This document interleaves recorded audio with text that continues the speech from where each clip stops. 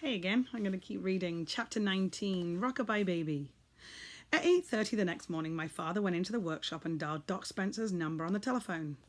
"Now, listen, Doctor," he said, "if you could be here at the filling station in about half an hour, I think I might have a little surprise present for you." The doctor said something in reply, and my father replaced the receiver. At 9 o'clock, Doc Spencer arrived in his car. My father went over to him, and the two of them held a whispered conversation beside the pumps. Suddenly, the tiny doctor clapped his hands together and sprang up high in the air, hooting with laughter. "You don't mean it," he cried. "It's not possible." He rushed over to me and grasped my hand in his. "I do congratulate you, my dear boy," he cried, pumping my hand up and down so fiercely it nearly came off. "What a triumph, what a miracle, what a victory. Now, why on earth didn't I think of that method myself? You are a genius, sir. Hail to thee, dear Danny. You're the champion of the world." "Here she comes," my father called out, pointing down the road. "Here she comes, Doctor." "Here who comes?" the doctor replied. "Mrs. Clipstone." He spoke the name proudly, as though he were a commander referring to the bravest officer. The three of us stood together beside the pumps looking down the road. "Can't you see her?" my father asked. Far and away in the distance I could just make out a small figure advancing towards us. "What's she pushing, Dad?" My father gave me a sly look. "There's only one way of delivering pheasants safely," he said, "and that's under a baby. Isn't that right, Doctor?" "Under a baby?" Doc Spencer said. "Of course, in a baby carriage with a baby on top." "Fantastic," the doctor said. My old dad thought that one up many years ago," my father said, "and it's never been known to fail yet."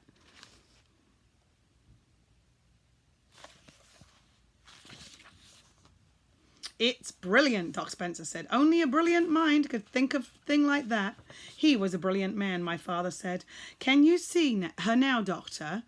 And that'll be young Christopher Clipstone sitting up in the carriage. He's a year and a half old, a lovely child." "I birthed him," Doc Spencer said. "He weighed 8 pounds 3 ounces." I could just make out the small head of a baby sitting up high in the carriage, which had its hood folded down. "There's more than 100 pheasants under that little nipper," my father said happily. "Just imagine it." "You can't put 100 pheasants in a baby carriage," Doc Spencer said. "Don't be ridiculous." You can if it's been specially made for the job," my father said. "This one is built extra long and extra wide, and it's got an extra deep well underneath. Listen, you could push a cow around in there if you wanted to, let alone 100 pheasants and a baby." "Did you make it yourself, Dad?" I asked. "More or less, Danny. You remember when I walked you to school and then went off to buy the new raisins?" "The day before yesterday," I said. "Yes, and after that I went straight to the vicarage and converted their baby carriage into a special extra large poacher's model. It's a beauty, really it is. You wait till you see it. And Mrs. Clipstone says it pushes even easier than her ordinary one. She did a practice circuit with it in her backyard as soon as I'd finished it." "Fantastic," the doctor said again. "Absolutely fantastic. Normally," my father went on, "an ordinary bought carriage is all you'd ever need, but then no one's ever had 100 pheasants to deliver before now." "Where does the baby sit?" the doctor asked. "On top, of course," my father said. "All you need is a sheet to cover them, and a baby sits on the sheet. A bunch of pheasants makes a nice soft mattress for any child." "I don't doubt it," the doctor said.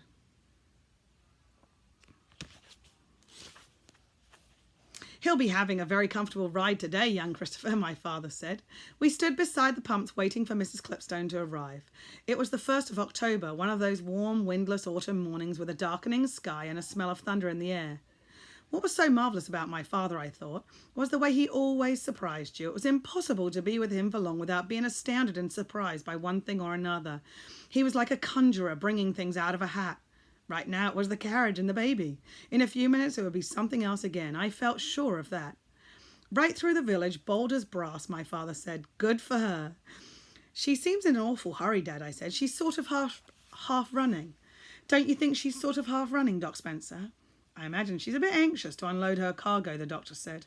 My father squinted down the road at the approaching figure. "She does appear to be going a bit quick, doesn't she?" he said carefully. "She's going very quick," I said. There was a pause. My father was beginning to stare very hard at the lady in the distance. "Perhaps she doesn't want to be caught in the rain," he said. "I bet that's exactly what it is. She thinks it's going to rain and she doesn't want the baby to get wet." "She could put the hood up," I said. He didn't answer this. "She's running," Doc Spencer cried. "Look!" It was true. Mrs. Clipstone had suddenly broken into a full sprint. My father stood very still, staring at her, and in the silence that followed, I fancied I could hear a baby screaming. "What's the matter, Dad?" He didn't reply. "There's something wrong with the baby," Doc Spencer said. "Listen."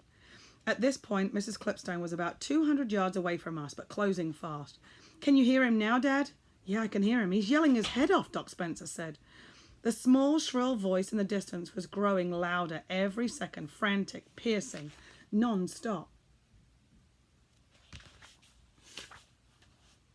"He's having a fit," my father said. "It's a good thing we've got a doctor handy." Doc Spencer didn't say anything. "That's why she's running, Doctor," my father said. "He's having a fit and she wants to get him here quick and put him under cold faucet." "Some noise," I said. "If it isn't a fit," my father said, "you can bet your life it's something like it." "I doubt it's a fit," the doctor said. My father shifted his feet uneasily on the gravel of the driveway. "There's 1,001 different things keep happening every day to little babies like that," he said.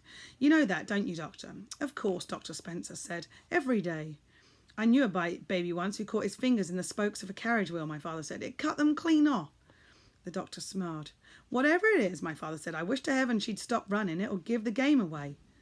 A long truck loaded with bricks came up behind the baby carriage. The driver slowed down and poked his head out the window to stare. Mrs. Clipstone ignored him and flew on. She was so close now I could see her mouth wide open, panting for breath. I noticed she was wearing white gloves on her hands, very prim and dainty, and there was a funny little white hat to match, perched right on top of her head like a mushroom. Suddenly, out of the carriage, straight up into the air, flew an enormous pheasant.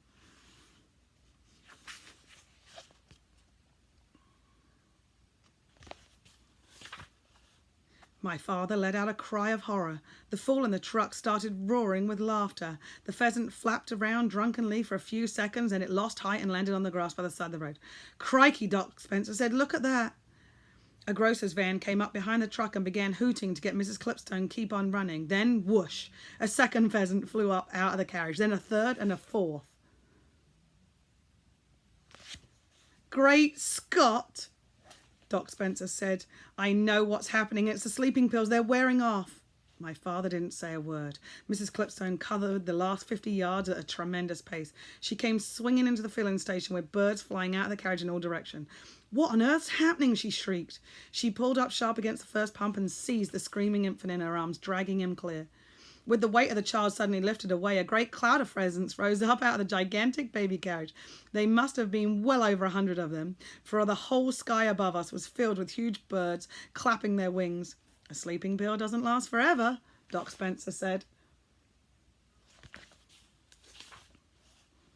Shaking his head sadly, "It always wears off by the next morning." The pheasants were too dopey to fly far. In a few seconds they came down again and settled themselves like a swarm of locusts all over the filling station. The place was covered with them. They sat wing to wing along the roof of the workshop, and about a dozen were clinging to the sill of the office window. Some had flown down onto the rack that holds the bottles of lubricating oil, and others were sliding about on the hood of Doc Spencer's car.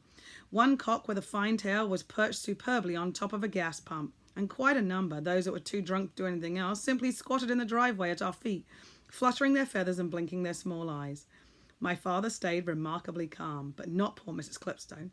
"They nearly pecked him to pieces," she was crying, clasping the screaming baby to herself.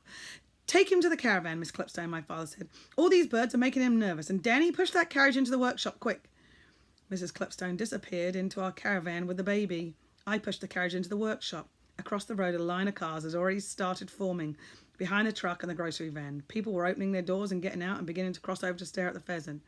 "Watch out, Dad," I said. "Look who's here." Gotta find out.